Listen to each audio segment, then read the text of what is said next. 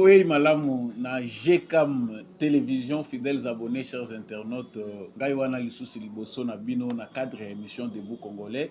Na pesi bino matondo mingi ndenge boponi émission Debout Congolais à travers chaîne au GCAM télévision. Merci pour la fidélité, paix, confiance au bopé sakabiso poto memela bino ba sango ya République démocratique du Congo.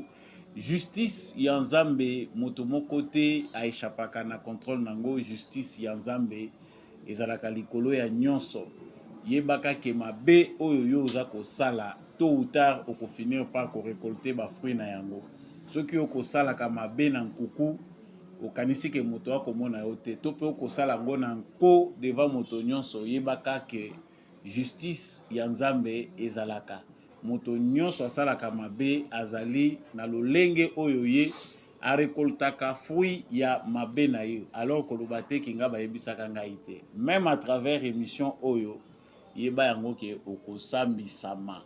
Un jour ou un autre, tu finiras par payer les prix de tes actes. Olingi illustration ya maloba na ngai tuna bancien mouvancier ya Mobutu ebele oyo bazalaki ba tout puissant avec des millions de dollars. Lelo oyo basuki wapi na ba pays occidentaux azali kovanda olukata musala ya mukiasa la poizo à $300 akomona yango te. Misérable. Justice ya Nzambe ezalaka na lombango tokei na basango na biso ya mokolo ya lelo. À la une de notre actualité, en tout cas actualité ezali très dominée na ba élection sénatoriale, na ba élection ya ba gouverneur sur toute étendue de la République démocratique du Congo. En tout cas élection ya ba gouverneur na ba sénateur ezali à la une ya actualité na biso. Kasi constat o ezali kosalema ezali très amer, on dirait oligarchie moko et c'est créé pe vanda uta makambo politique et banda na République démocratique du Congo. Ba kombo moko ezali kozonga na makambo etali ba sénateur, okomona ba candidat awa azali député provincial, député national, sénateur et puis candidat gouverneur de la République. Et kosala pasi tokolobela résultat ODG chez Monani, tokolobela pe makambo etali ba contentieux dans certaines provinces oyo ba élection et salamité. Nous parlerons dans cette émission de l'actualité que nous avons manqué hier au tolobela kité na plateau na biso ya Debout Congolais. Procureur général près de la Cour de cassation a ordonné ouverture et information judiciaire à charge de Monsieur le cardinal archevêque de Kinshasa Fridolin Ambongo. Dans sa correspondance au procureur général près la Cour de Kinshasa, Matete Firmin Vonde accuse Fridolin Ambongo de tenir des propos séditieux de nature à décourager les militaires au front. Il a aussi rappelé l'avoir déjà invité le 25 avril 2024, mais il a décliné l'invitation. Est-ce que la République démocratique du Congo a le droit de poursuivre Monsieur le cardinal Fridolin Ambongo sans ou avec l'avis du Vatican? Nous allons en parler. Quelles sont les réactions d'autres opposants? Est-ce qu'ils allaient des dérives dictatoriales? Il y a Félix Tshisekedi, le fait que la justice congolaise puisse poursuivre Monsieur Fridolin Ambongo, Mobeko et Lobinini. Pourquoi les cardinals rwandais ne tiennent-ils pas des propos pareils à ceux de Fridolin Ambongo au Rwanda? En tout cas, il y a des gens qui essayent de comparer le régime de Félix Tshisekedi en évoquant les cas du cardinal, du feu cardinal Malula, qui a été aussi une fois poursuivi par Mobutu. Il a été évacué d'urgence par le Vatican. Il a fait 5 mois à l'extérieur du pays. Tokolobelango na kati ya émission Oyo. Actualité, ezali pe Nicolas Kazadi. Les cas Nicolas Kazadi, ezali ko continuer. Monsieur Nicolas Kazadi, ministre de Finances, est interdit de sortie de la ville de Kinshasa et du territoire national. Alingaki azo avion pour alanda tata mokonzi na mobembo ya kendaki. Amoni passeport na ye être ravi et cela ezali pona ye mokote ministre finance Nicolas Kazadi, ezali pe pona monsieur François Roubota ministre de développement rural na monsieur Guy Mikulu Pombo ministre Nicolas Kazadi azalaki débarqué na avion lobby alingaki akanga bisaka po yepe le samedi pardon à rejoindre tata mokonzi ya ekolo. Devons-nous saluer ou applaudir notre justice? Nous allons en parler tout à l'heure. Nous parlerons aussi de la visite du président de la République. Ça sera peut-être première information. Toko Bandanango. Président Félix Tshisekedi a Silaki Bongo Kitanamboka Allemagne Mokolo ya Lobio Elekaki. Lelo tanto ali koloba wa ya kitaki na mboka ya France et pas wapi alekaki na musée ya armée française avant à kende po ba yambaye na ba autorité à Sénat français na ya Assemblée nationale mokola lobinda ko yambamana François Hollande. Quel intérêt François, qu'est-ce que je raconte? Emmanuel Macron. Voilà. Mokola lobinda okutana na Emmanuel Macron. Quel intérêt pour cette visite? Nous en parlerons tout à l'heure. Nous parlerons ici aussi bien évidemment de cette actualité qui est très commentée à travers les médias sociaux, les réseaux sociaux. Ezali na bibundeli moko ezali koleka koya pona République démocratique du Congo et outi Afrique du Sud bazali kolobaki outi pe Russie. En tout cas la RDC azali ko s'équiper mingi na bibundeli selon observateurs pe ba médias ebele étrangers. Plus de 750 millions de dollars pour de dépenses militaires. En tout cas, c'est 105% vraiment par rapport à l'année précédente. Donc, la RDC continue à s'armer malgré les voix qui s'élèvent partout pour demander qu'il y ait une solution négociée. Là, par rapport à l'information, il y a Bibundeli. Bongo, Tokosuki Sana, élément Oezali, très important. Il y a président burkinabé. En tout cas, c'est un président qu'on admire beaucoup de par son dévouement. Azali kolobela likambo ya réduction ya ba salaire. Azali kolobela likambo ya réduction ya ba salaire pour ceux qui en ont beaucoup. Ba mususu ba kobakisela bango. Mais il parle ici à lobby. On ne peut pas avoir des millions comme salaire alors que d'autres boivent l'eau des marigots. Vous allez suivre ici sa vidéo Poto le Belaye de Yamboto qui sa émission Nabiso. Nous pouvons tirer l'exemple du président Oyo Burkinabé pour qu'au Congo qui puisse avoir aussi une justice juste, sociale et ça là, ba Congolais Oyo bazali na se na ba Congolais bazali likolo bazako kamba. Toye babiso nyonso ke mboka. Ezali na période d'abondance, tomboka ezali na période de crise, ça doit se sentir à tous les niveaux. Voilà tout pour l'essentiel de l'actualité qui sera abordé avec vous tout à l'heure. Moi Namboka Samba Olonga au pointe. J'insiste aux ananous abonnez na etandona biso, vous êtes les bienvenus.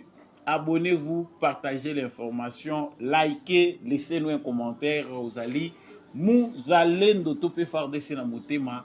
Depuis province Nini, la République démocratique du Congo, depuis pays Nini à travers le monde. Voilà, une fois encore de plus, Boza le bienvenu. Nazongeli actualité na biso na lobaki. Actualité o ezali ya liboso, ezali actualité ya ba élection ya ba gouverneur na ba sénateur. Actualité ya ba gouverneur na ba sénateur ya ngonde ezali koningisa République démocratique du Congo. Je vais d'abord commencer par une observation. Il y a ndenge climat nini ba élection ezali organisé na République démocratique du Congo pour na ko remplacer ba animateur ya ba institution na biso à tous les niveaux. On constate que chaque fois qu'il faut remplacer les animateurs des institutions en République démocratique du Congo, il y a une crise. Et cette crise-là se fait sentir à tous les niveaux, à toutes les couches de notre société. Biso d'abord, tous la culture, le quoi na bamboka baninga, ceux qui bazali na renouvellement de l'institution, il y a les principes qu'on doit d'ailleurs respecter. Il y a continuité de l'État. C'est-à-dire, ata bazali ko renouveler ba institution, ndenge bato bakendaka na ba élection étape par étape, ceux qui sont aux affaires continuent à travers les principes de la continuité de l'État. Mais malheureusement pour nous au Congo, le constat est amer.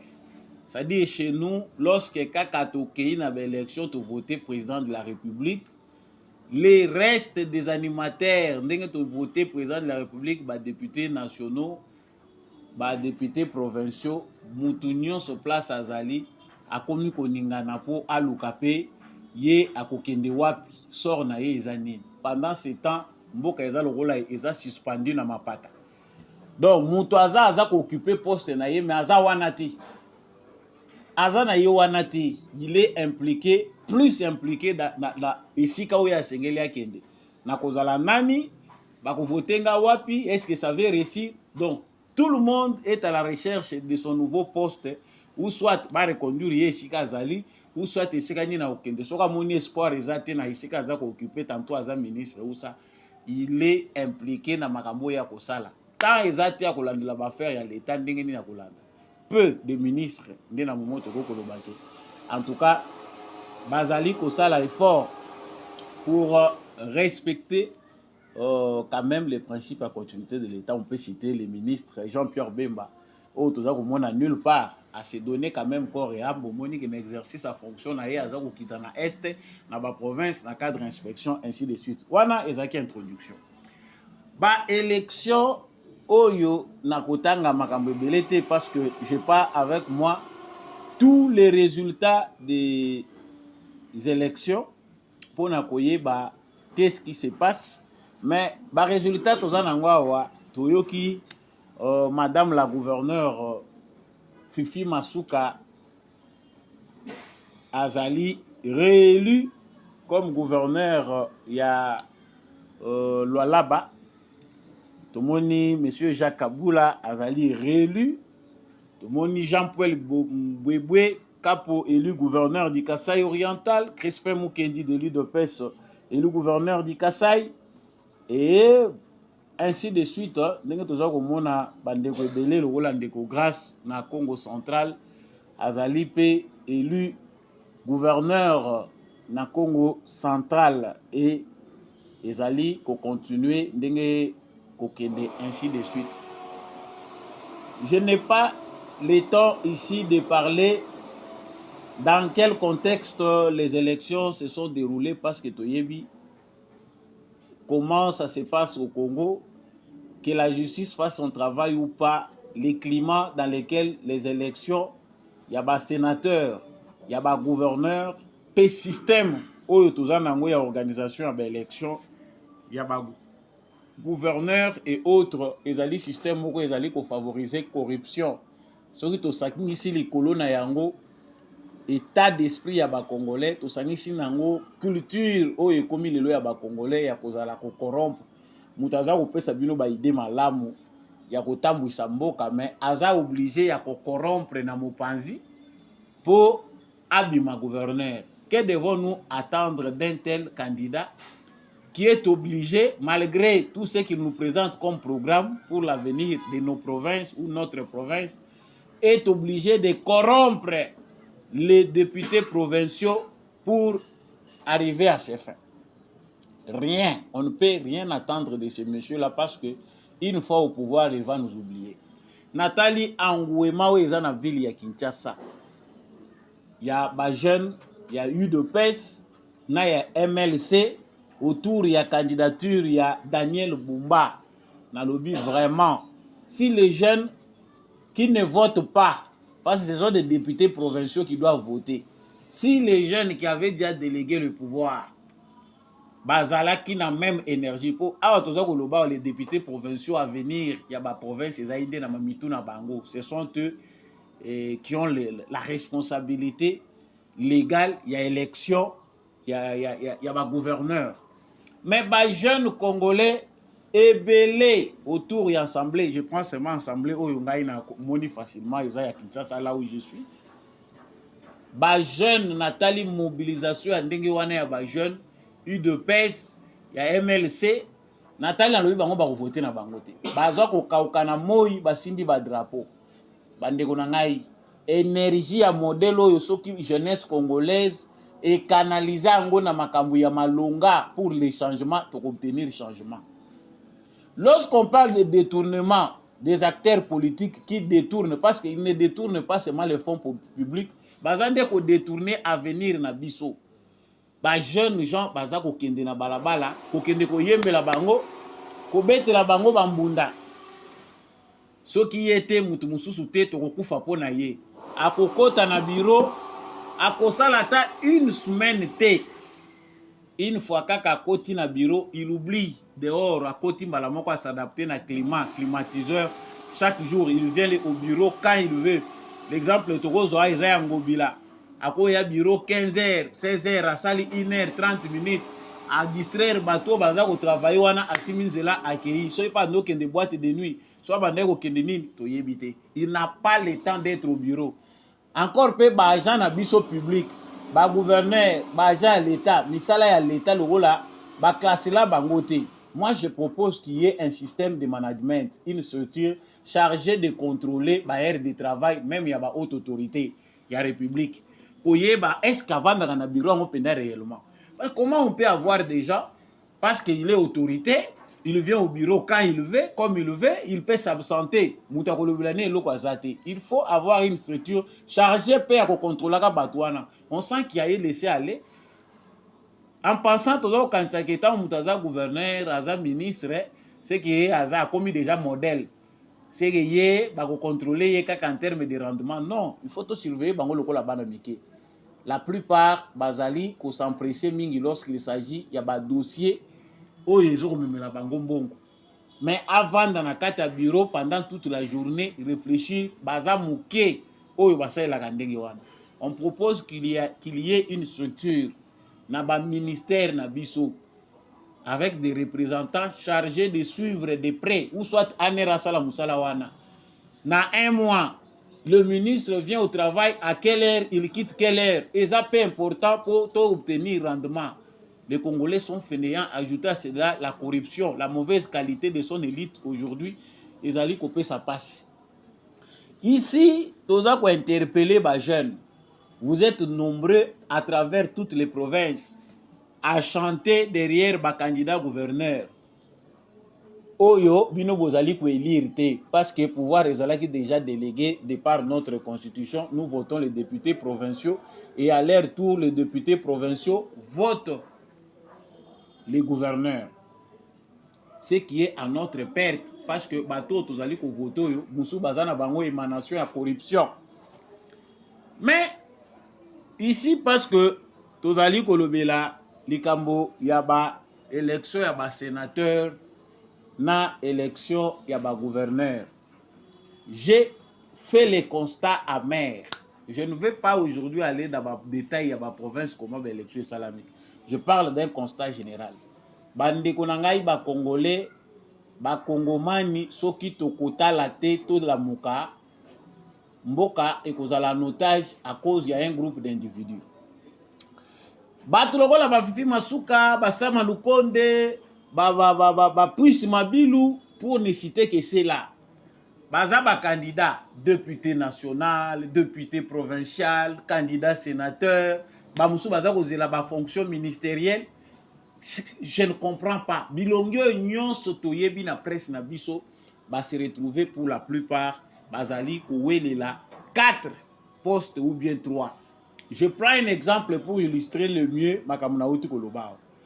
Maman na biso tolingaka ye mingi parce que parmi les mamans azali pe mutu oyo mama azali ko représenter ba maman mais na zuyete po ba maman bolimusanga. Je n'apprends pas parce que azali maman mais nazwi parce que azali ko illustrer le mieux namoni nanu bato mosusu te oyo bazali ko illustrer oyo ye akokisi awa. Mama Fifi Masuka gouverneur ya Lualaba azali député provincial élu azali député national. Fifi Masuka ndenge boza komona ye député provincial député national auti kozala élu sénatrice pe gouverneur. Boye bisangai binomoko. C'est que ye aza malamu po a occupé ba poste nyonso sénatrice, député provincial, député national, gouverneur. Ce qui peut ezalaki ke kozala membre ya gouvernement, il faut aussi passer par l'élection. Mais les mamans Fifi Masuka lingaki peut postuler pour azala ka ministre comme ça à partager. Qu'est-ce qui résulte de ces comportements? Parce que mibeko na biso est autorisé nango ango. Mibeko na biso est autorisé que mutu akozala candidat à tous les niveaux. Cumul ya ba fonction eza permis. Qu'est-ce qui résulte? C'est que maman ndenga za wana pe suppléant mwana na ye azali to ya ndeko na ye. Na députation provinciale ye kuna aza na ye te asa atie mutu na ye. Elle a l'intérêt là-bas. Na députation nationale akosiéger te aza na mutu na ye. Na Sénat pe akosiéger te suppléant na ye to pe suppléante azali. Après ye moko atikali a garder bandi côté azalaki gouverneur ya Lualaba. Webi makambu ya kosomba presse oyo moyen to loba munoko polele ezate. Chaque gouverneur pour na Congo chacun a sa presse. Mutuna mutako mutabu IGF eza na presse nango. Nicolas Kazadinda azangaki ya aza ko payer prix. Parce que malgré ayibi ndenge toza komona makambu ndenge eza koloba mame soki ye pas azaki na bateau pe bayembelaka ye folklore na ye apreparaki yango banda kala ndero toomela mai te azalaki imprudent eloba ye moko. C'est que chaque personnalité a sa presse derrière lui en train de chanter pour lui. Ayiba ayibi te asala ko asali boye te asali mo eloko ya buke eza ta ya tina te tala makelele ebele. Pourquoi? Parce que au Congo aujourd'hui, nous avons les journalismes militants. C'est que chaque autorité publique, pour sa sécurité, pour son image, est obligée de créer sa propre presse. Avoir des jeunes gens de communicateurs qui sont à sa solde pour chaque fois qu'il y a attaqué la presse, babel là. O eza différent na ba chargé de presse. O eza ba chargé de presse était journaliste penda payant. Aza na ye asala mais aza journaliste attaché ya mutu. Mboki kobonga ndenge nini oligarchie oyo plutocratique ezali ko rendre mboka na biso pasi. Congo ekoki kobonga te, nous ne pouvons pas manger à notre faim. Il ne peut pas y avoir une justice sociale dans ces conditions.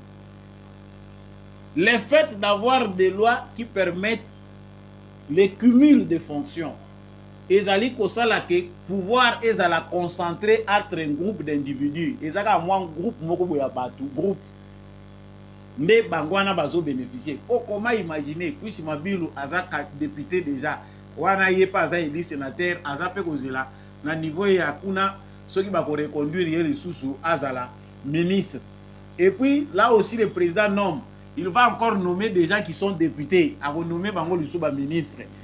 Entre-temps, ils vont laisser la place à leurs suppléants. Baza kozongi c'est la bango ba 10% à fin à mois. Nous avons des députés à 10% provinciaux, tous on a des députés à 10% nationaux, tous ali na ba ministre OEP, bazali sous-traité na ba parti politique. Otonga nazo loba ba tumusu bazo pekisanga o makambo ya IDPS okota te na ko loba. Oyepe na IDPS comme le rôle léopard ya football. Pour ba nommer yo ba tia na liste ba ministable, on dirait ceux ba kena ko signer bango ceux qui wa il faut signer déjà engagement oyebi ke retour wana ezozonga na parti te politique eza contribution ezozongisa na parti te ozo pesa ngona individu. Donc ba ministre a 10% payé bazalaka bino bozomona ye ministre est mandaté par son parti politique moyen travailler ezate makambo to décriaki na gouvernance passée ya Joseph Kabila yango ekangi biso soki toloba boye o toloba te. On ne peut pas soutenir le président de la République en continuant à mentir totikala na bornière ya Kabila to kanga munoko parce que to doit soutenir le président de la République. Ça c'est faux. Comment dans un pays on peut accepter ça? C'est que pouvoir est comme nango, il y a ma famille, pouvoir est comme nango, il y a ma clan. C'est que bateau yo baza na pouvoir moyen ba céder ezate. T'as la difficulté to za nango pona ko renouveler batteur ya ba institution na biso. Mususu akangami alingi te ba organiser élection. Ba mususu tozo mona déjà a passation de pouvoir et kozala compliqué pour apesa na loboko na muninga koti ya bima. Problème oyo alinga bima alingi ke assemblée provinciale ezala na solde na ye. Il faut acha mutu na ye po mutu na ye a protéger ye na ba bevu ba erreur asalaki. Ça c'est pour la jeunesse congolaise que nous abordons de tels sujets, ba sujet moko critique, ba sujet moko problématique. Les Congolais discutent de futilité alors que ba question toko discuter nango yango. Vous voulez que l'argent du Congo soit pour nous tous. Luttons aussi contre ça. Il faut tout changer la constitution, la loi ya mboka na biso. On ne peut pas accepter qu'un seul individu soit candidat à tous les niveaux. Il y a même des candidats présidents de la République qui sont aujourd'hui candidats, députés provinciaux, députés nationaux, aux Andengenini. Donc, il faut régner partout. C'est ce qui fait que lorsqu'un individu moko azako se retrouve na pouvoir à tous les niveaux, il peut en faire ce qu'il veut. Toboya et Lokoyo, ya mutu moko azala candidat à tous les niveaux. C'est impossible. Les abiloko kabilatique et la biso. Si on veut que le Congo change, voilà, jeunes gens, ce que vous pouvez faire. Les ago kendeko yembela Daniel Bumba te. Okendeko yembela banani bozo yembela te. Daniel Bumba sera élu pas par rapport à la pression populaire, par rapport à l'orientation reçue par les députés de l'UDPS et de MLC. Ceux qui bakoto ça, bakondimate bazala corrompu de l'autre côté. Bamusu tout ça koyoka omi tout ketambola ki we salaki boy. Faute de preuves, moi je peux pas crier sur ça. Et là nyonso yo ba démontrer kango sur base de preuves. Quand la justice travaille, aza ko travailler sur les preuves. Quand il n'y a pas de preuves, la ko kanga yo pona faux bruit. Donc voilà l'important pour l'information concernant l'élection des gouverneurs. Totika kozala ba éternel distrait pardon nani akobima candidat na telle province, nani aza candidat na boye, nani akosala boye. Ah, c'est à notre perte. Comprends qui veut. Yo ndimi na yo, ozala na yo jeune, mais jeune moko manipulable. Jeune oyo baza ko manipuler par tout le monde. Oyembi banzembo na suka nango chef de l'État ta ila biso likambo. Les chefs de l'État kota ila bino likambo nini. Vous êtes vous-même complice de vos propres malheurs. Non, pour biso to sentir que toujours gouverneur, il faut tout mutu ya bafle va bimo. Oh, mutu a cataracte soka bimi, wana tout makamunyo se baby. Voilà que la mentalité na biso est à la base, il y a blocage. Ce qui développement est à beaucoup côté, ça ba mentalité limitée tous en comprends qui veut. Pendant ce temps, depuis hier, le procureur général près la Cour de cassation avait déjà ordonné l'ouverture d'une information judiciaire à charge du cardinal Ambongo. Tolobaki mingi, tolobi, mais finalement, dans ces pays, nous ne sommes pas un État où les lois sont fabriquées, sont faites uniquement pour une catégorie d'individus. Comment pouvons-nous accepter que des individus puissent être intouchables, en commençant par les politiciens jusqu'à des prêtres catholiques? Ils ont le droit de dire de n'importe quoi et puis Moutoua Simba Bangote. Toyebi pété justice congolaise topé procureur général ezali soki pona soni après koyoka soni ke makambango eza kolobama enfin justice ango baza kotala biso eza ya soni nde aye toyebi pété. Procureur général a ordonné ouverture ya information judiciaire na makambo ekomami par rapport ya information judiciaire na ye. Il est écrit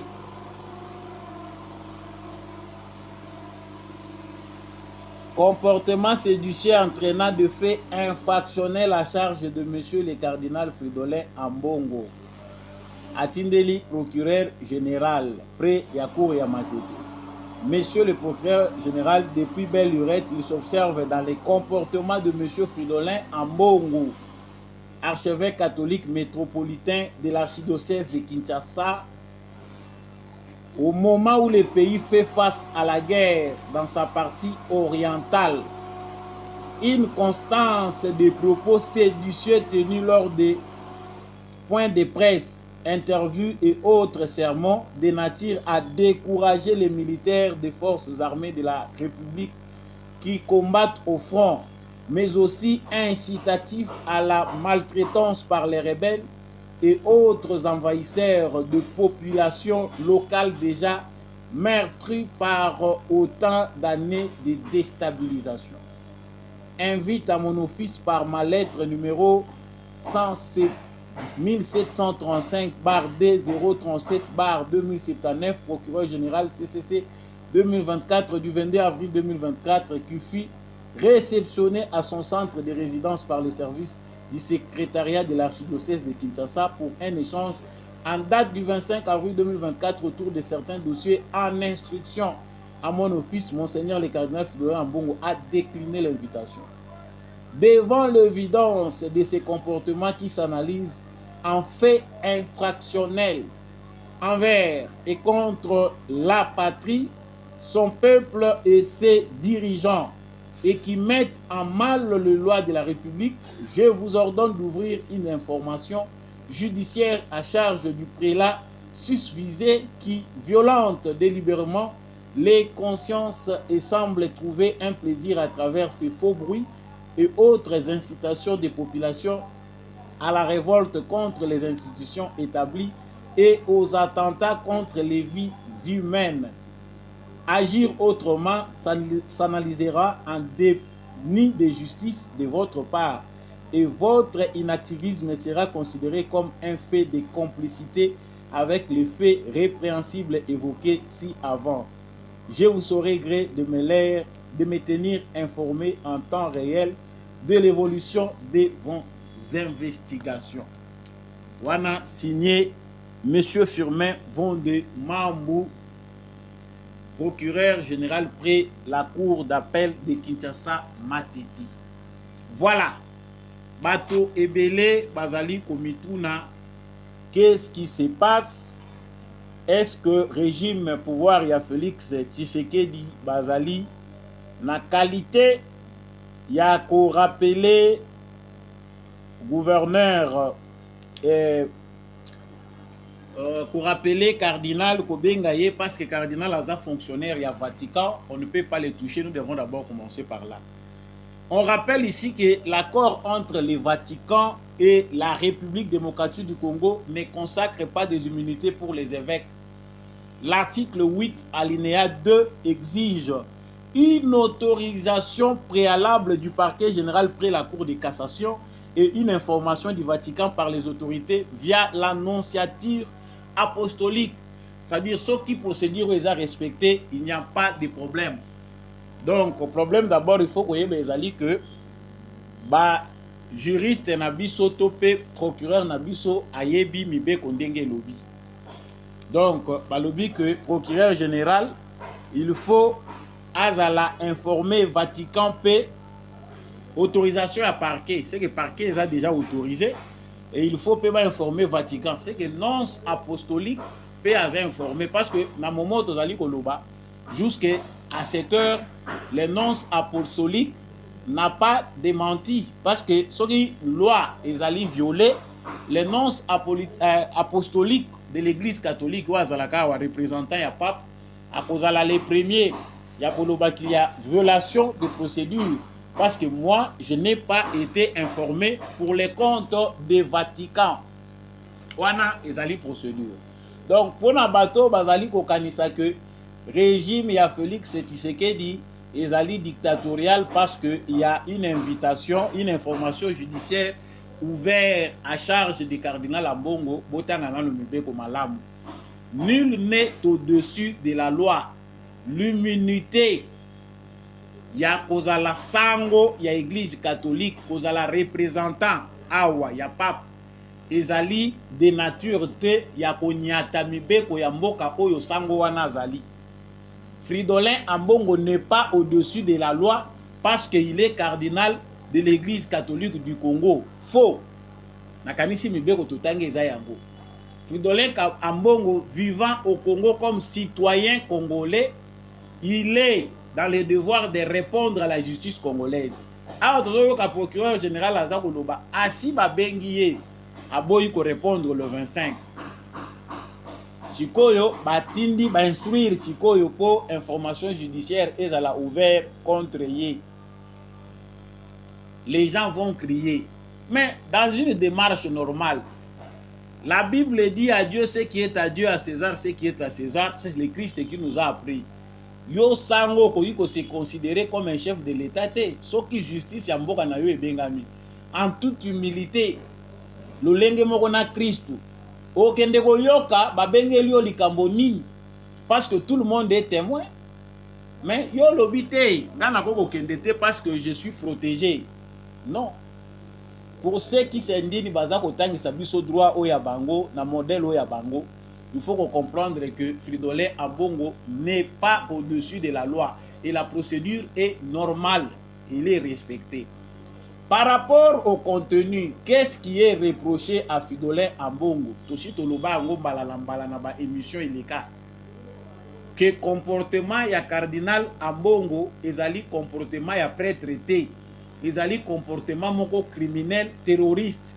Comment devons-nous accepter que ces mêmes propos tenus par le cardinal Fridolin Ambongo sont sanctionnés lorsque notre citoyen congolais le fait? Citoyen congolais wana azali traité de terroriste en connivence avec le régime de Paul Kagame. Il n'y a pas de différence entre ba propos ya cardinal Ambongo na ba propos ya Paul Kagame na Rwanda. Et le cardinal Fridolin Ambongo se permet même ya ko s'attaquer na armée na biso amonyango inutile. Tu vis dans un pays où tu es en sécurité, tu voyages quand tu veux, comme tu veux, tu manges ton pain, tu dors. Mais ozali ko s'attaquer na armée ou ozali ko souffrir. L'armée la plus attaquée au monde, c'est l'armée congolaise, parce que il n'y a pas un pays qui gère plus de 100 groupes rebelles. Bah, ça réduit les lots groupes rebelles parce que appel ya patrie et sali ke ba sangana lelo ndenge to komi ko encadrer ko gérer bango nyonso comme des wazalendo, patriotes volontaires pour la défense de la patrie. Mais yo la muki OK ko s'attaquer na batuana. Olobi non, le gouvernement est en train de les armer. Ce sont des propos graves. Oyo ngai nazo loba wasoki na tenir rango na kosala 48 heures de destination ekozala inconnu. Ba ko bomba nga na demi-ap na yebi mokolo na kobimata pour baya ko remettre nga na maboko ya justice. Devons-nous conclure que face à Fridolin Ambongo, le pouvoir de Tshisekedi ou la justice congolaise est faible et n'a pas de fait sur lui, ou la constitution congolaise n'a pas de fait sur Fridolin Ambongo parce qu'il est cardinal? Fridolin Ambongo azali kopesa ba allégation oya koki lelo ko certifié te to pe ko justifié te.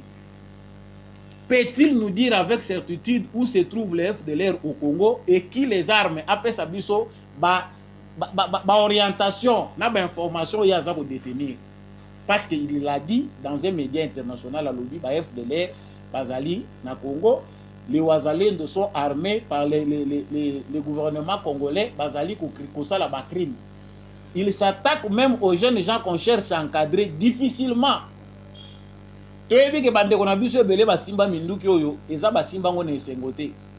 Ils sont les produits de l'injustice internationale en quelque sorte. Baza produit à complot international. Ils n'ont que seul moyen d'expression. Les armes qu'ils détiennent aujourd'hui sont leur seul moyen d'expression. Défendre notre pays. Mais comment un prêtre peut être moins sage jusqu'au point où il va s'attaquer à ces jeunes gens-là qui sont difficiles à encadrer? Nous avons une multitude de mouvements rebelles. Pour parler d'abord des mouvements rebelles. D'où viennent ces jeunes-là? Qui est à la base? Il y a une prolifération, il y a un mouvement rebelle. Banani baza à la base. Et c'est Tshisekedi. C'est le pouvoir de Tshisekedi. Lorsqu'ils sont dans des rébellions, qui les armait? C'est Félix Tshisekedi. À propos, qui a lobby, au lieu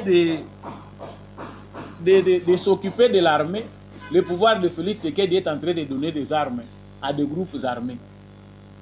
Avant, abanda kokosa net aza kosala démenti non te ba propos ezalaki traduit fidèlement te. Donc on comprend que Fridolin Ambongo n'agit pas comme un cardinal de l'église catholique, mais c'est un citoyen corrompu qui travaille au service du Rwanda, mais qui veut se cacher derrière Sultan Wana Yabasangu. Ba respectaka ye comme cardinal, mais alors qu'azali agent ya Paul Kagame na politique na ye. Moi, je peux dire que félicitations à l'armée congolaise, à la justice congolaise, pardon, parce que eloko tozali kolobela wa bato mususu bazali kokanisa ke ezali aventure. Quand on voit les réactions de Denis Mukwege, on voit les réactions de Martin Fayoulou, de Moïse Katumbi concernant l'information judiciaire, l'ouverture de l'information judiciaire contre Ambongo. On sent que il y a des individus qui viennent ici s'aventurer pour bazala ba candidat président de la République, mais qui, même par erreur, ceux qui ont commis le lot président de la République, ce pays ne vivra jamais en paix. Comment devez-vous soutenir un cardinal qui va à l'encontre de sa mission, même s'il faut interpeller les autorités politiques dans le cadre de la conscientisation nationale, dans le cadre de soutenir les faibles, comme le dit si bien le cardinal Ambongo? Devons-nous aller dans les propos jusqu'en ce sens-là? Biso tozali encourager la justice congolaise. Si la justice congolaise fait son théâtre comme d'habitude, d'ouvrir des informations qui n'aboutissent pas, nous devons encourager les jeunes Congolais à aller marcher devant nos institutions judiciaires pour na kolamusa ba animateur ya justice na biso balamuka na pongi. Musala oyo bango ba prêtelaki serment baza kosala ngo malamu te. On ne peut pas vivre une justice ya théâtre oyo ezali kaka fait pour les faibles. Soki biso ba mususu otolobi oyoki journaliste baye ba lokoti bakangi batie na boloko. Oyoki o militant moko bakangi batie na boloko, mais les autres on ne peut pas les toucher. Ce n'est pas ça l'état de droit. Donc cardinal Ambongo oyo bazali ko sala contre comme poursuite azali ko mériter yango. Est-ce qu'au Rwanda, parce que lui soutient les Rwandais, le cardinal Ambongo, quand on sent ses propos, on sent qu'il est dans la logique du Rwanda, pas de la République démocratique du Congo. Rien ne révèle qu'il est quelqu'un qui milite pour le peuple congolais. Parce que dans le moment où le cardinal Ambongo a fait la messe na Goma, à compatir na bandeko na biso bazali kuna, on ne pense pas. Pourquoi le cardinal rwandais? Kagame est fautif pour beaucoup de choses. Paul Kagame azali ko massacrer, azali ko sala mabe. Tout ce qui se passe à l'est du Congo, le prêtre rwandais n'a jamais, aucun jour, atikali ko telemela Kagame. C'est que ya zapéré. C'est Ambongo qui est plus fort. Ambongo nde mutu aza courageux, nde il faut bisoto ndimo. Et ce qui est pire, c'est que Ambongo a eu initiative awa ya kosangana na ba prêtre ya RDC ye cardinal ya Rwanda na cardinal ya Uganda, je pense. Non, tozu initiative ya kokutana na ba président de la République pour tokende ko yebisa bango ba œuvrer pour la paix. C'était l'occasion pour Kagame d'entrer en contact avec Ambongo. Pour bisoto a conséquence nango, parce qu'on sent ici depuis que ba réunion na bango esalami o to esali messe na Goma, messe ya paix, un hommage aux victimes, tout que visiter les victimes, les réfugiés congolais. On amène Ambongo visiter les réfugiés congolais au Rwanda. Oh, les victimes à Est. C'était la logique, c'était que Ambongo était dans le plan de Kagame, dans le plan de renseignement de Kagame, il a aussi introduit Ambongo, qui a provoqué Bango. Va les provoquer, nous allons voir ce que ça donne. Comprend qui veut, tout de suite le mingi, mbanga ezako sala passe. Bakangi na Lyon, na 2016, Lyon, na ville ya Paris. Bakangi cardinal moko na kombo ya Philippe Barbarin, ba condamné na 6 mois de prison avec sursis par tribunal correctionnel ya Lyon 2016. Aza cardinal. Bakangi na Nicaragua, kuna balobi eza dictature. L'évêque Rolando Alvarez a été condamné en 2023 à 26 ans de prison. 26 ans de prison pour conspiration et diffusion de fausses nouvelles. Et ça question de dictature et de démocratie. Tant que vous avez contre la loi de la République, tu pêches. Vous êtes pêcheur. Sambela, et là, on Sambela pour na payer, yamboka oyo vandi. Voilà la mission qu'on donne. Na ba prêtre, na ba toyo, bazali ba pasteur. Ba pesio mission te yo zo place ya ba politique. Je rappelle, peut-être ba chrétien musu ba yebakate. Eza biloko musu eza na Bible eza pour servir de leçon. Na passage wana pourquoi ba lobi? Pourquoi ekomaki na point ya ke Jean Baptiste bakataka ye mutu après mission na ye o batindaki ye afongola nzela pona Yesu Christ. Mais na suka nango Jean Baptiste est mort mutu na ye basengi yango na plateau. Atiki mission na ye makambo ezalaki ya bonzambe akoti na mission politique. On peut analyser ça comme ça. Pour ceux qui akotaka te na makambo ezaka ya politique wana balingaka bakata ye mutu te. Balingaka bakata ye mutu te. Certainement, il y a des gens qui lisent les Saintes Écritures, bazali kotanga ba Bible bazo mbenga spirituel, mais boanya oyo nzamba pesa ka batu bango bazana mutu. Nous aurons compris, chers téléspectateurs, que ezali facilité pour Congo et kende liboso. Tolobi te ke Congo ekokendaka te, Congo ekobonga. Le Congo décolle déjà, le Congo est en marche. Mais il y a des têtes qui doivent être coupées. Couper la cité qui va assassiner Bango. Mais ezali na bato et singeli biso nyonso ba congolais to telema to loba non, ça suffit. Église catholique eza institution ya mboka te, église catholique eza structure moko te ya mboka. Eza église lokola église kimbangiste, eza lokola nini islam awe pa na biso, eza lokola ba église de réveil, eza église. Ceci nous montre les limites. Bamusu baza koloba bazui na moni ndeko moko aza kosala tala ebele ya histoire ya cardinal Malula alobi Mobutu aussi avant akomaki na suka tango monaki baza kotia pression Mobutu et alingaki akanga cardinal Malula bakimisaki na Vatican akimaki ndenga asalaki 5 mois kuna et ezalaki déjà début ya chute ya Mobutu et c'est la même chose, ezali même dictature nde eza ko se décider na Félix Tshisekedi. Mais ne soyons pas tout déraisonnés teti na point wana. C'est que l'histoire a mobile nous autant en ndenge mususu ata biso ba mususu tozalaka te, mais on sait voir que les contextes sont différents. Les contextes ya cardinal Malula Mobutu azalaki fruit ya dérive, azalaki déjà ba dérive dictatoriale. Ce qui était entendu tant Mobutu azwaki accédaki na pouvoir, Mobutu asalelaki yango te. Mobutu s'est imposé par dictature pour comme président et la République a continué à comme tina ba année 70 quelque. Tant que bazeli ba moni que mutu azo se recadrer te. Ndi ba voye bandi ko telema. Le cardinal Malula azalaki na logique na ye asekartaki na logique catholique te. Asalaki politique te. Il avait interpellé, ezaki na période ya zaïrinisation, retour à l'authenticité. Abandai ko soutenir na idée ya retour à l'authenticité parce que le cardinal Malula na point wana culturel, aspect wana culturel, bazalai ko partager même philosophie na Mobutu. Mais la seule chose sur laquelle opinion na bango est divergeaki. Cardinal Malula monaki que Mobutu dérive dictatoriale et bandaki. Ba pensée ezalaki ba pensée moko clair o soki ezalaki bien mise en place en toute démocratie, mboka ngaki se développer. Mais Mobutu na dictature na ye, na logique na ye dictatoriale alingaki amema makambo na volonté na ye moko suprême et commander l'état yango wana. Voilà les points de divergence.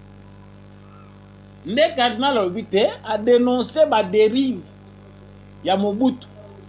Le retour à l'authenticité, il faut conscientisation et à la likolo ya nyonso.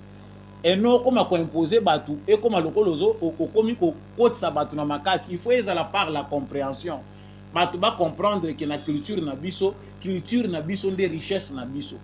Et non que yo comme à imposer bango ko lata o te ko sala boete te tangisa bango. Mais ko komi sango dictature te. eza différent na cardinal oyo biso tozwi ya lokoso. C'est très différent. La différence ezali que Fridolin Ambongo, le cardinal Maloula n'avait jamais soutenu une rébellion. Il ne s'était jamais attaqué à l'armée pour qu'on va critiquer l'armée. Ensuite, qui bat une rébellion.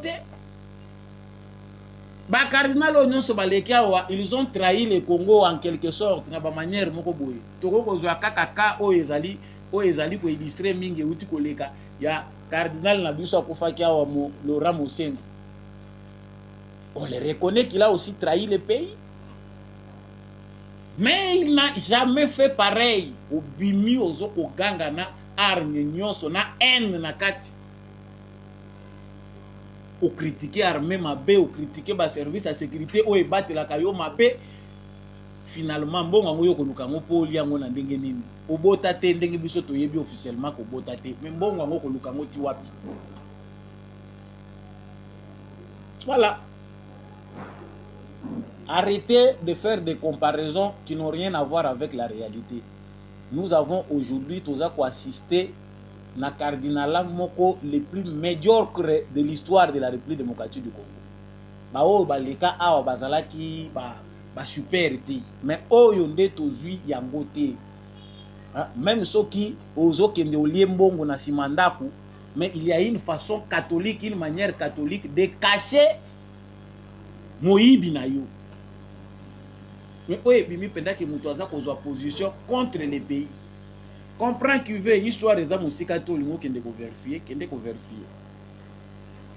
Sango mususu tolobela kiawa ezali ya ba visite ya président de la République.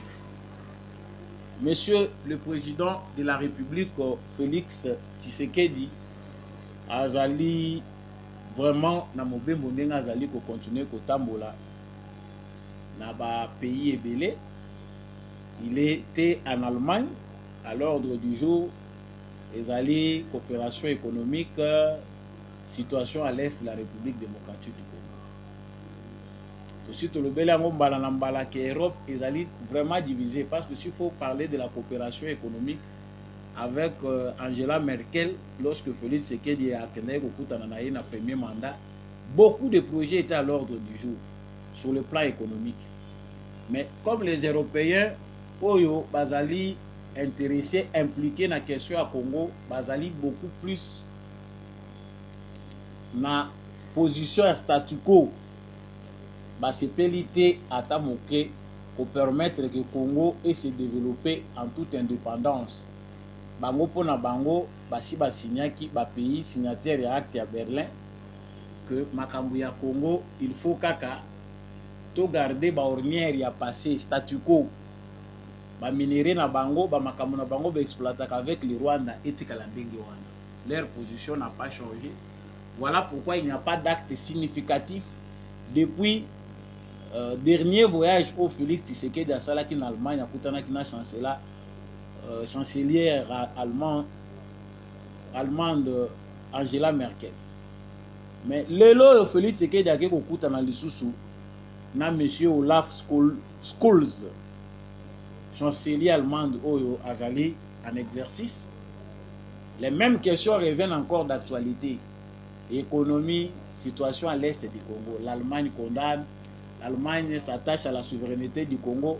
Les mêmes mots, le même vocabulaire, ezali kozonge la biso. Jusqu'à penser que certains Congolais bazali d'accord na président de la République pour qu'azonga kasuna bamboka wana. Mais la diplomatie, ndenge tozo continuer kolobango ezali na ba vertu nango. On ne peut pas bloquer une porte définitivement, surtout que nous sommes un pays en pleine reconstruction. Nous sommes un État qui peine à se reconnaître ou à se faire reconnaître. Il faut toujours faire profil bas pour tout le monde qui nous bimbate pour tout kokokate. Yango quelque part ceux qui t'attendent au konja ekolo na biso azoko kendaka na bamboko azoko kendaka tozo amoka na misu ya mabete po mboka oyo Congo. Aspect ezali mingi ya kolobela par rapport à cette situation ya mboka na biso. Lorsque le président sort beaucoup, c'est parce que ok na mboka mususu ti le loba benga biso Zaïre, ok na ba document mboka na bango quand vous parlez Congo et par les Zaïre. Parce que même dans la conception de leurs États, nous ne sommes pas encore dans une troisième république. Bango batikali koyeba biso Congo te. Tous en nous haïr et ils ont leur manière de nous voir.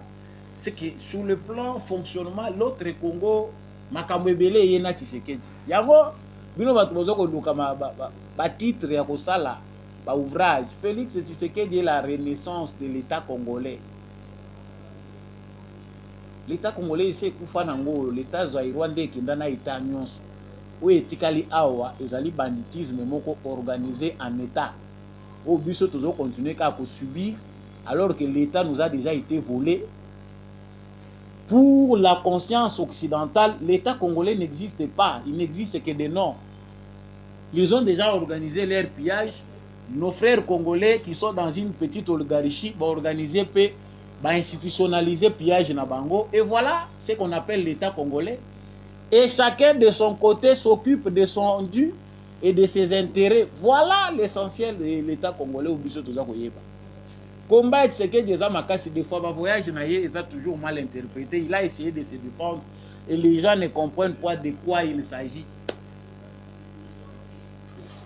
Accueillir les sous la France, aujourd'hui il est descendu en France. La même démarche, les questions de la guerre de l'Est, les alliés Kozonga, questions économiques, qu'est-ce que la France a nous donné? La France ne change pas. Malgré les enjeux, la France veut continuer à maintenir le statu quo en Afrique et particulièrement en République démocratique du Congo.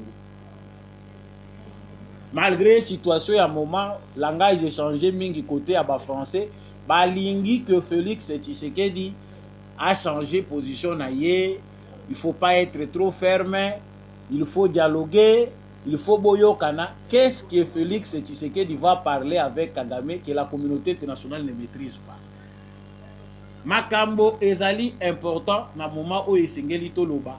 Ezali que Félix Tshisekedi azali kokutana na président français parce que il doit maintenir sa diplomatie. Mais la France doit être surprise. Tshisekedi azali mutoyo alingi ba guerre ouverte et c'est bénéfique pour nous. Bato ebele balingi Tshisekedi a agir lokola président burkinabé, lokola président malien. Chers frères congolais, poussons plus loin notre sagesse. Le Congo n'est pas le Mali, le Congo n'est pas le Burkina Faso. On peut certes utiliser les méthodes que nos frères font, mais tala Congo munene ezali, tala ba réalité à Congo. La particularité de Tshisekedi, c'est qu'il azali belliqueux. Quelque part, nous avons besoin d'un président où Azako tourné, abimi le rôle Mouza, lobi Rwanda, des autres a lancé bombe. Les conséquences après, ou agir après, ou réfléchir après. Non. Tshisekedi, Azamuto, adepte à réfléchir avant d'agir. Les autres sont les adeptes à Mogo, j'agis et puis je réfléchis ensuite à. Pour les deux camps, vous savez comment distinguer les effets, comment il va s'y prendre. Si nous sommes dans cette situation aujourd'hui, et ça à cause il y a bateau bayaka sans organisation préalable, va s'enfoncer. Emmanuel Macron est en train de vouloir changer sa rhétorique vis-à-vis du Rwanda. Déjà babandi ko attaquer Rwanda mingi, même États-Unis a bandi ko changer. Mais nous communicateurs, nous Congolais, nous ne pouvons pas nous contenter d'un revirement ou d'un changement de langage. Il y a un léger changement de langage, mais jusque-là, les actions, parce que les actions comptent, ce que le Congo attend, c'est des sanctions contre le Rwanda, des sanctions qui feront que Kagame azonga mutu. Ils ne les font pas, alors les paroles ne servent à rien. Donc, le président Félix Tshisekedi na agenda na ezali kokuta na parlement français, Assemblée nationale na Bangona Sénat et puis demain à Ozalana Emmanuel Macron. On ne s'entend pas à grand chose, ils allaient par répétition. Mais ils savent que Félix Tshisekedi s'affermit davantage. Mutoyo abundaka bitumbe beleboye akoma rappé Corias parce que ils allaient entraînement au nde randaka mutu efficace. Ba bitumba ya Tshisekedi l'équipe makasi tellement que il va laisser ses Congo forts à cause de cette adversité. Donc, pour conclure par rapport au voyage et à la prison de la République, en France comme en Allemagne, nous devons retenir qu'il y a quelque chose qui va bouger diplomatiquement. La France a aussi un rôle à jouer au Conseil de sécurité, mais tout est fonction des intérêts. Nous, Congolais, n'avons pas besoin de la France parce que nous n'avons rien à bénéficier. Tant total en termes d'échange, qu'est-ce qu'on a de français chez nous en dehors, il y a français ou tout ça, presque rien. Tout le monde est là côté où il y a la France en termes d'importation.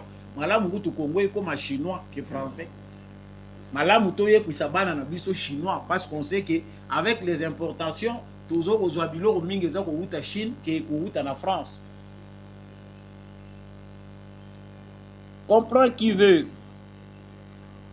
Un autre sujet épineux, j'ai dit. Interdiction de sortie de Kinshasa du territoire et du territoire national à monsieur Nicolas Kadimanzouji, ministre des Finances, à monsieur François Rubota, ministre du Développement Rural, et monsieur Guy Mikulu Pombo. Bango nyonso, l'étau se resserre, singana kingo. Ezalaka bien babenga yo honorable. Babenga yo excellence, ozoya ba memeli yo saki. Ozo kitana mutu ka batu musu bazo kima bambango. Mais koma ka pasi, soko komi devant ba responsabilité na yo, et que mwana na mwana bendana. Pour ce qui lelo Nicolas Kazadi sous ministre te ya finance. Bah excellence, nous avons besoin d'état, nous t'aimons, excellence, nous j'ai besoin ezati. Mboka oyo ezana mokili moko mboka ya ba détournement. Nous avons parlé des dossiers Nicolas Kazadi. Ngai nazalaka na habitude ya kozongela ka sujet so ya élément important eza. Nous ne l'avons pas défendu. Bandeko mo bazoko lobananga sambolonga. Tendance na yo eza lokola bato bazali penepena Nicolas Kazadi. Nazalaka na tendance te nazalaka na mi ya mutute na amitié na mutute pardon. Je ne fréquente pas les ministres, je ne fréquente pas les députés, je ne fréquente. Voilà. Donc tozoko lobana Nicolas Kazadi wa tolobi excès des ailes. Je suis l'ami du président. On se connaît avec le président avant qu'il ne devienne même président de la République. Il sait ce que j'étais. Les pouvoirs, Moutousoka comme président de la République, et quand vous travaillez, ayez toujours dans votre esprit que il faut respecter la hiérarchie nanga pe natambola na bolingo mboka. Na niveau ya Nicolas Kazadi soki toyoki ke détournement eza na niveau à $300,000. Et puis que Congolais moko kobeta ne pe kara $300,000 kaka. Balobi chef alobi ke mbongo nyonso Nicolas Kazadi a détourné eza au total $300,000. Ndenge toyebeli ba Congolais batubeli ba okanga muno. Parce que mboko oyo ba politicien ba mbongo ba politicien ba yibaka. Ba Congolais baliaka ngo d'une certaine manière. Les Congolais ont accepté de manger l'argent de détournement eza mbongo esirikilaka. Les Congolais vivent comme ça. Voilà pourquoi il y a des papiers. Nous, ressortissants d'eux, demandons l'arrestation, demandons cessation immédiate des accusations infondées. Nous, ressortissants d'eux, demandons au chef de l'État. Lelo Nicolas Kazadi. Parce que quand on réfléchit bien, on sait qu'il y a beaucoup de dossiers comme ça. Il n'y a pas que les dossiers de fourrage. Ma dossier est ébélé. Oyo Israël pour nécessiter éclairage à bout. Pourquoi pendant tout ce temps, l'IGF n'a pas voulu nous éclairer sur le mode de fonctionnement de Nicolas Kazadi? C'est que l'IGF est complice. Nous avons insisté sur bactère nyonso na Congo kokote la mutute. Nicolas Kazadi babandi kobelela ye lelo te na ba magui na ye magui otomoni lelo ebimi lelo monumental parce que Israël Mutombo ba pesi ba élément information et permettre que na temps voulu et éclater au grand jour. Mais depuis longtemps, pourquoi on n'en parlait pas? Bato baza kolela na ba régie financière ba mbongo ba prime na bango ba kata ba diminuer bazongisa bango sima ye mutamata na air moko na raisonner ndeko moko a faire raisonner nga lobi Nicolas Kazadi aza neti matata poni aoza bo pona bato ya Banque mondiale na bato ya FMI mais mauvais pour les Congolais. Mutu wa bongo po afuta bato ezaka pasi. Mutu oyo Banque mondiale na FMI ba encourageaka. Azalaka pasi po na ba Congolais po boko sala boye. Salaire na bino po bozwa ngo ezaka matata. Il faut kata bino a serrer bino. Matata a serré. Il y a des gens qui restent bazoloba. Matata pona avait bien géré, c'est un bon financier bazolo sa matata pona. Pourquoi? Rigueur wana ezaka pona baninga. Baninga bazwa te. Mais hier pendant ce temps-là avec toute son intelligence, il vole de manière systématique. Nous avons dit jusqu'à preuve du contraire, monsieur Nicolas Kazadi reste innocent devant la loi. Balobi, le suspect n'est pas un coupable. Ma propos na biso ezali avec réserve. Tozali koloba jusqu'à ce que la justice condamne monsieur Nicolas Kazadi et consort. Tant que la justice congolaise n'a pas encore fait son travail, ma propos na ba commentaire na biso ezali mesuré na respect ya oyo babengi balobaka les suspects ne pas présomption d'innocence ndenge babengaka yango. Muto aza na notion ya présomption d'innocence ayebi que toute accusation n'est pas un détournement. Clamer nyonso public eza détournement te.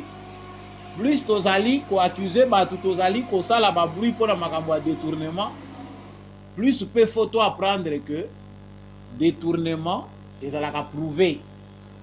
Aussi longtemps que ba accuser mutu na journaliste moko ba lobi kazali détourneur et lobi te que mbala moko mutu ana komi détourneur.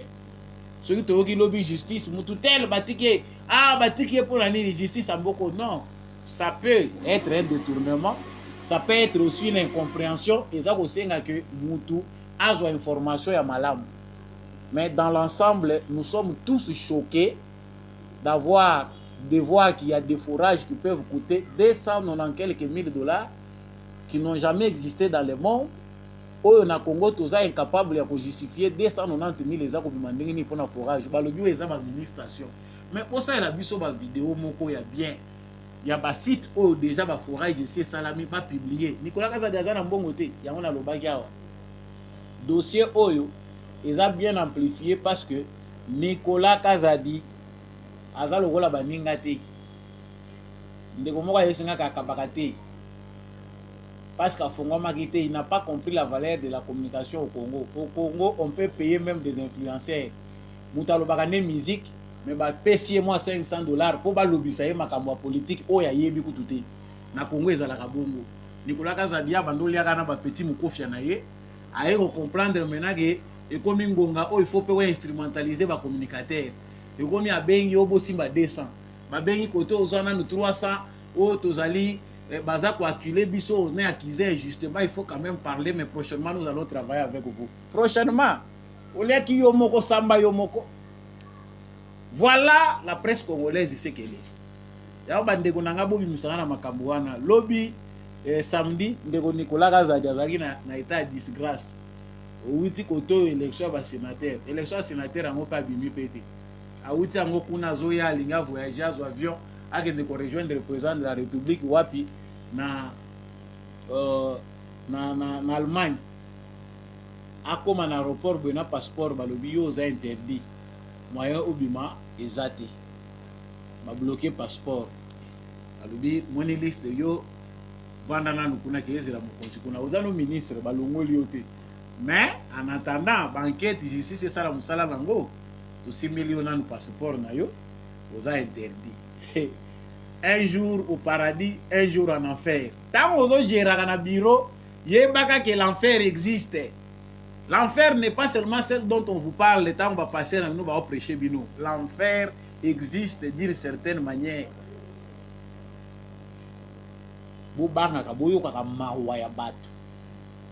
Sous d'autres cieux, dans un coin à Gombe, $500 ne veut rien dire. 1000, 2000, 3000, 20 000, 50 000, les faux cop. Mais côté à maman, azote kamakala. 50 000 francs, 100 000 francs, ils font un commerce. Bana bazotanga classe, bana baza kolia nango. Ayez pitié. yango moni batu bakoko yokela bango mawate pour na détournement. Si les Congolais sont braves et comprennent la responsabilité qui revient au souverain primaire, ba procès à motindo yo, il faut plein libanda na ba parquet wana, plein na ba tribunal boza libanda po eza mbongo na biso. Nous avons dit information yo tokoki kopesa yango te, mais topesi kaka parce que ezali peu important. Presse esi elobeli yango bamosusu balobaka o bino bolobaka mpona nini, tokoloba mpo presse occidentale erataka biloko ya boye te. Balobi déjà des avions cargo ezali ebele ya kokita na Goma kouta Afrique du Sud, balobi mosusu euti Russie ezali minduki selon ndenge balobi ya SADC ezali kokende direction est de la République démocratique du Congo, matériel militaire pour la armée congolaise na ba militaire ya SADC. Ce qu'il faut dire ezali que la RDC paye Congo ezo continuer kosomba minduki ba camp ezali en construction à l'est de la République démocratique du Congo. Ça c'est une bonne chose. Ce qui est information de Jésus Tamboula Mane Tobo ya ezate 4 avions cargo Ilyushin 11 bar 76 eza kokita eza ko déposer ba matériel eza ko utaka Afrique du Sud. Comme Kagame n'écoute pas, baza ko distraire biso na ba occidentaux, biso to sala ka ba débat autour ya écoutez boyokana solution négociée. Nous devons commencer, continuer à nous armer, continuer à recruter de jeunes gens, continuer à renforcer nos positions. Comme ça, le rôle là-bas, on va comprendre que tous les batumité, monsieur Souki Bisso. To le lycée kaka. Fati peu aza ko limbane na bibundelité. Biso to sito lobaki que partout où il y a une technologie importante pour l'armée congolaise acheter. Ce qui budget armée et resenga ke comme ata 3 milliards à condition que mbongo ezala bien géré pe canalisé. Bosomba. Ce qui resenga ke Goma mobimba comme militarisé, bosomba. Ce qui peut s'attendre des vendable boya nango. Parce que l'eau là-haut, tu as des meilleurs. Mais dans mon kilo, tu as assez haut. S'attendre que Dieu descendra pour nous aider, c'est quelque part illusion. Dieu est avec nous, nous devons nous battre. Nasuki si na komi nasuka, ndekombi à chaque fois que nos vidéos, il y a président burkinabé pour interpeller conscience il y a politicien congolais Simatozongi. Mais une correction. Pour certains, ça sera peut-être une baisse, pour d'autres, ça sera peut-être une augmentation, pour d'autres, ça va rester stable. Mais je ne vais pas rentrer dans certains détails, voilà, au risque de les créer des soucis. Mais la manière dont ça se passe, ce n'est pas bien. D'abord, c'est trop disparate. Chaque société fonctionne de sa façon. Que ce soit la grille salariale, que ce soit les conseils d'administration, chacun décide de comment se rémunérer. Ce n'est pas bon. Il faut équilibrer tout et avoir un principe. Voilà, donc c'est ce que nous sommes en train de faire. Donc dans le principe, peut-être que certains verront leur salaire baisser, mais c'est pour la masse populaire qu'ils le comprennent. Voilà. Le président dit que les structures ne sont pas les mêmes. Oui, les structures ne sont pas les mêmes, mais on a dit société d'État. Ouais. Donc tout doit contribuer à ce que l'État puisse donc avoir quelque chose, parce que l'État c'est quoi? Partout où nous passons comme ça, les gens demandent les routes. Comment on fait? Il faut les construire. Il faut les construire. Les gens n'ont pas l'eau potable. Il faut faire assez de forêt. Il y a tellement de défis au Burkina. Mais il faut qu'on utilise. On ne peut pas être là à avoir des millions par mois de salaire pendant que d'autres boivent l'eau dans un marigot. Non. On va équilibrer pour pouvoir servir ceux qui sont dans les villages qui ont des besoins primaires. Voilà. Et les gens qui vont nous excuser, hein, c'est comme ça. Il faut équilibrer un peu. Voilà. Celui qui parle là, c'est un jeune, Master Nabiso. Pour le Congo, Boyoza Warrior. Toza Boloa. Na Congo, Eza Bongo. Mais Moutazolo Bana, Aza Master Nabiso, Master. Aza Mouta Génération Nabiso. À cause de la grand frère, il y a 2 ans, 3 ans. Mais Aza Master Nabengue Master, c'est notre génération. Au Congo, les gens rêvent. Dans la réflexion, Wana. Mais est-ce qu'au Congo, on peut avoir cette réflexion-là? On peut justement, parce que tous autres la situation va déplacer des guerres. Tous autres la situation va vivre. Comment voulez-vous qu'il y ait des millions mutu moko aye tomoni yo oye wana rien wana pe na ba veste malunga te mais okuti ba policier bazaka na poste wana kaka bilongi ya kokauka okoti dans 1 mois 2 mois vino échanger okomi ko changer mituka bana no nyonso bakie poto lupango na bandal lupango awa lupango na poto bato yo kuti wana vie échanger kate mais quelque part toza biso moko ko préparer une sécurité oligarchie aussi la colonie. Ça c'est pour interpeller le président de la République. Ce qu'on a dit la logique, il y a démocratie jusqu'à la moelle épinière. Le Congo ne sera pas sauvé. Nous voulons la démocratie, mais la démocratie doit aussi être adaptée à l'environnement. Nous ne pouvons pas copier la démocratie à l'occidental sous prétexte non-respect des droits. Boyete. Ce qui te l'a dit, parce que tu as respecté la démocratie, les initiatives doivent venir des députés, doivent venir de ceux qui doivent voter des lois et ça passe. Monsieur le Président, pesez avec tout votre poids pour n'akoyebisa ba animateur ya ba institution principale. Oyo yo mokonde muto sali choix. Ba yo que le peuple congolais mawa. Nous avons besoin qu'il y ait équilibre. Muto azozwa $12,000. Tant que vous comparez un enseignant ou azo nyokola nyokoma pona bana ya mike na école primaire. Il y a 12,000 ou koto azozwa moins de $200, azozwa $100. Moussou chef d'établissement $200. Tala ebele ya écart 100 fois moins que mutoyo azako sala biso to koma bato. On n'a pas besoin de changement. Mais c'est un jeune, bamusu balobio bango bazana culture ba dictature. Démocratie la kisi nini soki na sani lipa ezati. Ya biso ezako loba arme o ya biso ezako loba tokotika te soki congolais aza mayele, quinois surtout parce que quinois bozaka ba warrior, bozaka ba gaulois. À quand le prochain concert, au moment où les Congolais vont se mobiliser autour. Mais vous voulez les changements. Et Koyate, Félix n'a pas de bâton miracle. Parlement, siège à Parlement, il faut la siéger par les Congolais. Et là, il y a les bosseux, il faut la débattu dans l'Assemblée nationale. Il y a les bosseux, il y a réduction, il y a train de vie, il y a des institutions. Dès que tu comprendre que tu commis dans les politiciens, oh, bazo kabola. Makanisi moko na ba congolais baza même moral. Koloba Petro mbanga pasi émission et sili.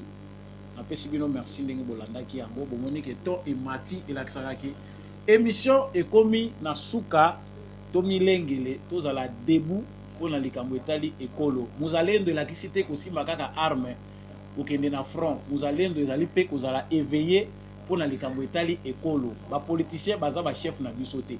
Tout wandimi azala politicien ezali pona ko servir et non à se servir. Ce qui biso nyonso na mitu na biso to sosoli yango ba porter ba drapeau ba kozala ka lisusu te. Bato ba ko banda ko bundaka bitumba pona ba polo na ba 1000 francs ba kozala ka lisusu te et le Congo sera sauvé. Merci Nande Kombi ya Chako azaki na sima caméra pe na réalisation pour être émission oyo ekoma na bitando na bino nazo rappeler na bino que Daniel Bumba candidat à UDPS azali déjà gouverneur élu dans la ville province à Kinshasa. Augustin Kabuya mwana Bouté que je salue naza ko pesa epe ba félicitations ebele sénateur pourquoi pas lobby président ya Sénat ezapeka souhait biso tozo luka kiza la ndenge wana et félicitations aussi à tous les autres candidats oyo bazali ko continuer ko zwa bibonga ça sera mieux ce qui ezali pona service ya mboka. Merci à l'apôtre Gérard Kabeya Tchovo. Merci à l'homme de la vérité des urnes, Jean-Louis Timbalanga. Merci à Papa Maurice Kikangala, Papa Michel Loumakaso depuis le sud-ouest de la France. Merci beaucoup à Papa Kennedy Mukendi, Papa Boniface Mpunga, Papa Freddy Ngwama, Maman Bilbilonda, Maman Lisette Mundendou, Maman Annie Massamba, Apacha Bora depuis Hollande, Baïnyonso Olingaka Samba Olonga. Nazali vraiment qu'on reconnaître bino bendele ko yate